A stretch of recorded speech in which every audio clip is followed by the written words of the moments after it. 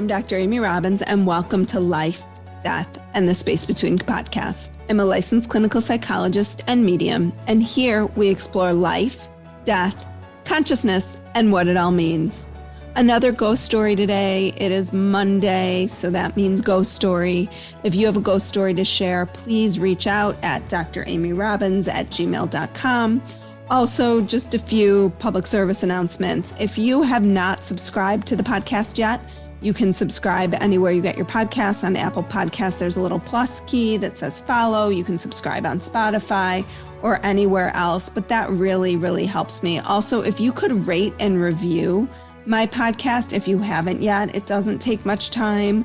You do it in the app. Anything that you can write is really helpful for me as well. All of this bumps things up in the algorithm. So they say, I don't even know what that really means, but let's just try it. Also, spread the word on the podcast. If you can share it with someone who you think might benefit from it.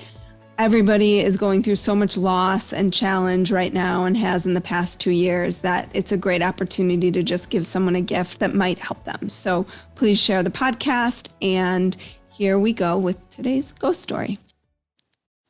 My brother David passed away on June 9th, 2001 from his brain tumor. Below is what I shared at his funeral. I am number 5 of six kids. I'm David's little sister. He is number 4. Growing up, I was always David's annoying little sister. For example, in 5th grade, I had to recite a poem, so of course I copied the one David recited when he was that age, titled, I Found a 4-Leaf Clover. I'll recite the first stanza for you. I found a 4-leaf clover, and I was quite happy with my find, and come to think it over, I've entirely changed my mind. As the years continued as David's annoying little sister, I gained a superpower. I would always find 4-leaf clovers. It wasn't until around 2013 when David and I both attended the University of Minnesota where I moved from annoying little sister to seeing little glimmers of friendships, such as him inviting me to come make cookies with him. A couple more years passed after he graduated, and this beautiful thing happened. I was no longer the little sister, but his sister and his friend. Then there was a brain tumor, a surgery, regrowth, and another surgery. I was there for both procedures. A practice that I do is writing future scribbles to myself. I put down the date, time, and location, fold it up, put it in my notes folder, and completely forget about it until months or years later. I recently found a note from a late night in my apartment on April 17th, 2019. It was titled, Things That Make Me Happy. It was a lovely list, and there was a section that listed something about each of my 5 siblings that make me happy. David, the smile on his face after his second brain surgery. David did not take a single painkiller after that surgery. I never personally had seen a smile on his face like that before. Pure joy. But from that day on, every time I got to spend time with my big brother and my friend David, I always saw that beautiful smile of pure joy on his face. On May 8th of this year, we went on our last hike with David to look for morel mushrooms in the apple orchard on my parents' farm we had grown up on. And David found the first one. I did not have so much luck, however. I did find a 4-leaf clover. I asked, who needs some luck? David took the clover and put it in his pocket. The last time I saw David was on Friday, June 4th. I hugged him and told him I loved him, and I got to see that smile. The thing is, though, I don't think this was our last interaction. The last stanza of the poem I copied from David goes as follows. If I ever find another, I will simply let it be, or I will give it to my brother. He deserves it more than me. On June 9th, I was camping. I received a call from my mother letting me know David passed away. I looked on the ground and I found a 4-leaf clover. He stole my superpower. I realized very shortly after his funeral that not only were 4-leaf clovers my sign from David, but now so many other people had that sign from him because of what I shared. I now get messages from others with pictures of clovers they find, recognizing his hello to them, and I'm so grateful for that. One of the things our family has struggled with was finding a home for one of his dogs. She was very shy, and it was not easy for us emotionally to rehome her. Someone with 2 other dogs took her in and sent us a picture of David's dog with the other 2 dogs laying in the grass together. My eyes immediately dashed to the grass right in front of the dogs. Wouldn't you know it, a 4-leaf clover. This gave our family the peace that David was supportive of this decision for his special pup. Since David's passing, I've got to experience so many signs, not only from him, but from others. My grandfather, who passed away, collected matchbooks throughout his life. He had thousands.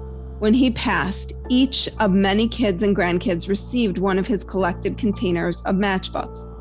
Matchbooks are not a common piece of swag that businesses hand out anymore, though you do see them from time to time. It's just uncommon enough that everyone in our family recognizes matches as signs from our grandfather. I personally have not received a sign, but many of my family members have. So although David sends me many signs now, the 4-leaf clover, being it was his first, has become the special symbol for me. Because of this, I wanted a simple piece of jewelry with a 4-leaf clover that I could wear and keep him close to me. I ran across one online, a more abstract 4-leaf clover-esque opal on a thin gold chain. My heart leapt when I saw it. Opal is his birthstone. I immediately bought it and shared with the Etsy shop why it was so special to me. The owner was so appreciative to learn of the sentiment, he sent the necklace my way basically overnight. In the package, however, there was something else, a box of matchsticks. Great teamwork, guys. Most recently, David sent me an absolutely beautiful gift. My husband and I got married on 2/22/2002, 2:22 p.m. And of course, I wore the necklace. It was a very small ceremony outside in the snow in the North Woods of Minnesota during a snowstorm, and my sister was the officiant. Leading up to the wedding, I told her, I feel like David has something he'd like you to share, and I just want you to know that if you get that feeling, just go with it. Maybe you already have.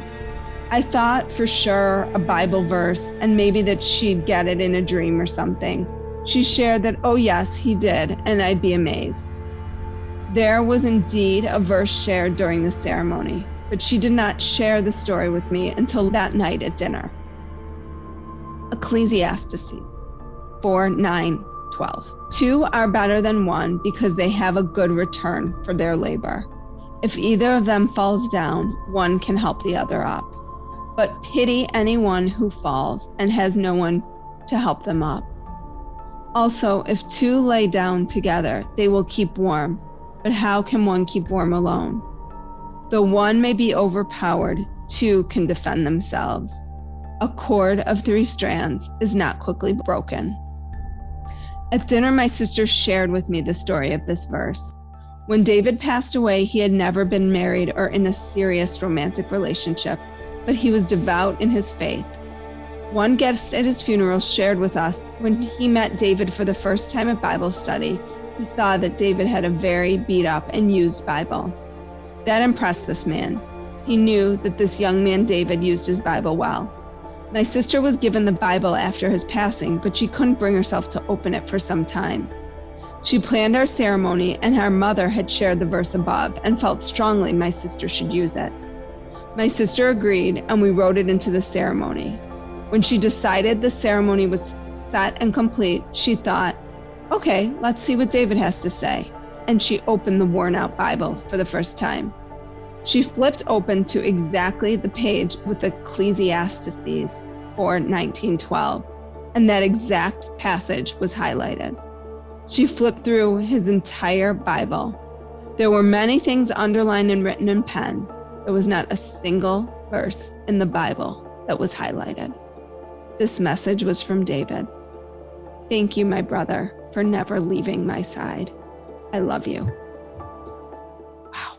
I'm always so taken with these stories. They're just absolutely incredible, so powerful, so meaningful, and so personal. So thank you for sharing your story about your sweet brother, David. And to anybody else who has a story to share, please reach out and let me know. I'd love to share it on the podcast. Like what you heard today and want to hear more? Wondering what comes next and what it all means? Head over to Apple Podcast, Spotify, Stitcher, Google Play, or anywhere you get your podcasts and hit subscribe. Also, if you could take a minute to rate and review my podcast, I would really appreciate it. Stay tuned as we continue to explore life, death, and the space between.